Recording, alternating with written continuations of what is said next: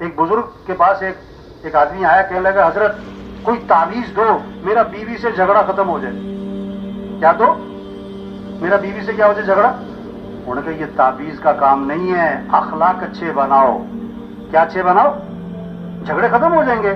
اور اخلاق کی بات بتائی، حدیث میں آتا ہے بیوی کے منہ میں لقمہ ڈالنا صدقے کے برابر ثواب ہے. حضرت محمد مصطفیٰ صلی اللہ علیہ وسلم کا ارشاد ہے بیوی کے منہ میں لقمہ ڈالنا صدقے کے برابر. تو آج گھر جانا، بیوی کے ساتھ بیٹھ کے کھانا کھانا اور لقمے توڑ توڑ کے بیوی کے منہ میں ڈالنا. کچھ دنوں کے بعد اس سے ملاقات ہوئی، اس سے پوچھا بھائی میں نے تمہیں ایک کام کہا تھا بیوی کے منہ میں لقمے ڈالنا، وہ کام کیا تم نے؟ کہتا نہیں کیا. کیوں نہیں کیا؟ کہتا مولوی صاحب شرم بڑی آتی ہے مجھے. مولوی صاحب کہنے لگے لڑتے ہوئے نہیں شرم آتی، حدیث پر عمل کرتے ہوئے شرم آتی. اسے حکم دیا کہ آج میرا حکم ہے تم نے گھر جانا ہے، کھانا بیوی کے ساتھ کھانا ہے اور لقمے توڑ توڑ کے بیوی کے منہ میں ڈالنا ہے. اب بزرگوں کا حکم تھا. اب گھر گیا، بیوی سے کہتا بیٹھ میرے ساتھ کھانے پہ، لقمہ توڑا، بیوی سے کہتا ہے ذرا منہ تو کھولنا ذرا. تو مولوی صاحب کہہ رہے تھے کہ وہ مجھے آ کر نا بتا رہا تھا کہ اس کا منہ کھلے کا کھلے ہی رہ گیا. انہوں نے کہا یہ سبق تمہیں کس نے سکھایا؟ جھگڑے ختم. جھگڑے کیا ہو گئے؟ یہ سارا مجمع پکا عزم کرے جھگڑے ختم کرنے انشاءاللہ. جھگڑے کیا کرنے؟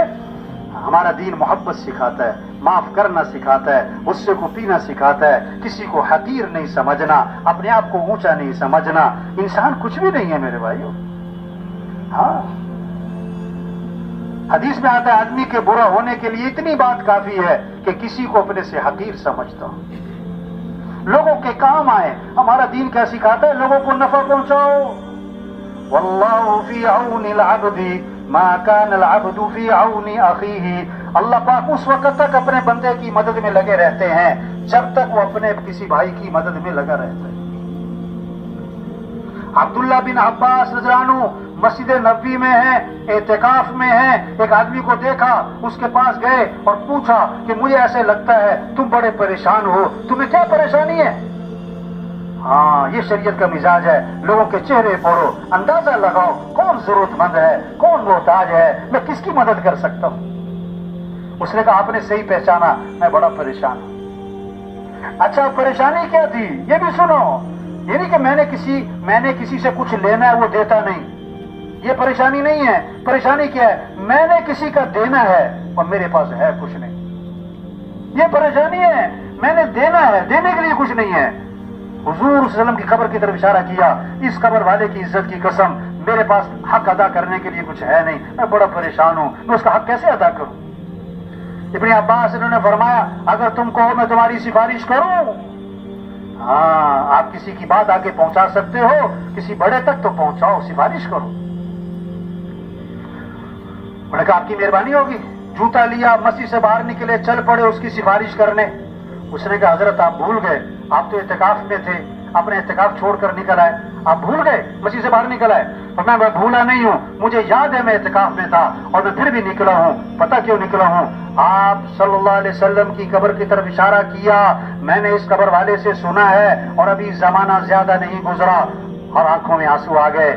آپ نے فرمایا جو اپنے مسلمان بھائی کی حاجت کو پورا کرنے کے لیے چلے پھرے کوشش کرے، یہ اس کے لیے 10 سال کے اعتکاف سے افضل ہے.